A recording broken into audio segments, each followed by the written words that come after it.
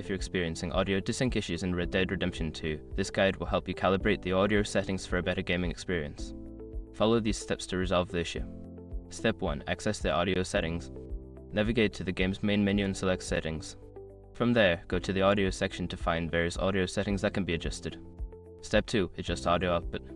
Check your audio output settings. Ensure that the correct audio device is selected, whether it's your speakers, headphones, or a surround sound system. This can often resolve desync issues. Step 3. Sync audio delay.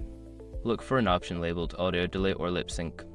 Adjust this setting by increasing or decreasing the delay until the audio matches the on-screen actions. Test different values until you find the right sync. Step 4. Update audio drivers. Make sure your audio drivers are up to date. Visit the manufacturer's website for your audio device and download the latest drivers. Restart your computer after installation to ensure changes take effect. Step 5. Restart the game. After making all adjustments, restart Red Dead Redemption 2. This will ensure that all settings are applied correctly and can help in resolving any lingering audio desync issues. By following these steps, you should be able to calibrate the audio in Red Dead Redemption 2 effectively. Enjoy your gaming experience with improved audio synchronization.